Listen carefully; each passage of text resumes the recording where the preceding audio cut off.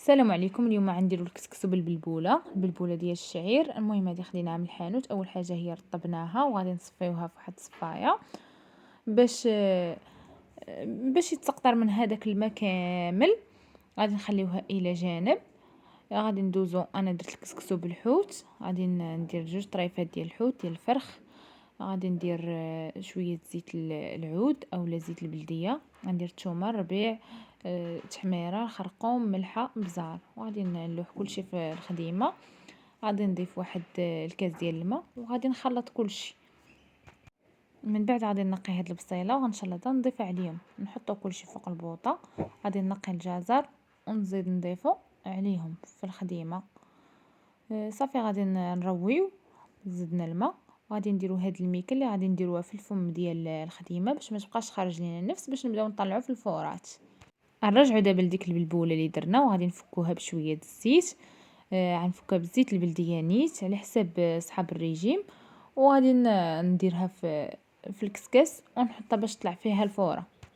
المهم دابا غادي ناخذ الخضره ديال الكسكسو، غادي نقيوها ونخليوها الى جانب حتى نحتاجوها ان شاء الله. ندوزو نحيدو الفوره الاولى، نعاودو نفكوها بشويه الماء وهي سخونه وحنا كنضيفو في الماء باش تشرب داك الماء. المهم هانتوما كيف تشوفوا في الفيديو غادي نبقاو نضيفو شويه بشويه.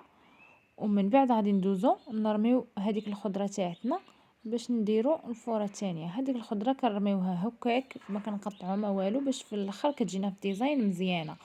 ما كنديرش الحار على حساب باش ما يتفرقعش في وسط الخديمه، وكاين اللي ما عندوش مع الحرور.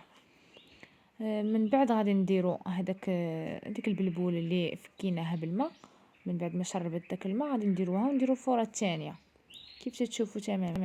من بعد ما طلعت الفوره الثانيه عاودنا حيدناها ودرنا ثاني الماء. غنفكوها مزيان ونرطبوها بواحد شويه الماء، شويه زيت العود وشويه مليحه ونخليوها ترتاح. هنايا شديت 3 المطيشات غادي نقطعهم وغادي نضيف عليهم الماء وغادي نطحنهم باش نردهم على شكل عصير. ومن بعد غادي نضيفهم في الخديمه، ولكن حتى نبغيو نديروا الفوره الثالثه. وغادي نضيفوا شويه زيت البلديه او السمن او اي منسم، وغادي ندير كنوره ديال السمن. المهم هادشي اللي درت انا. وغادي نعاود ثاني نهز باش ندير الفوره الثالثه.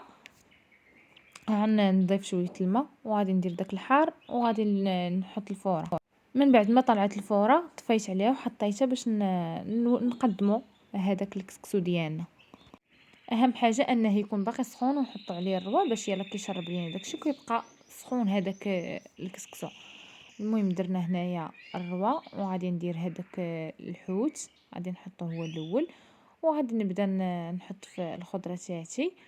بالنسبه للخضره اللي درتها هكاك، ها نتوما شفتوا علاش قلت لكم كتبقى هكاك، باش كتبقى شاده في راسها. عاد كنبدا نقطع او نزوق، يعني باش كتجي القصريه تاعتنا هي هذيك، لا في الديزاين ولا في المذاق. غير جربوها ما غاديش تندموا. وكيبقى هذا هو الشكل النهائي ديال القصريه تاعتنا. كنتمنىكم تجربوها وما تنساوش التفاعلات تاعكم، والى اللقاء في فيديو اخر.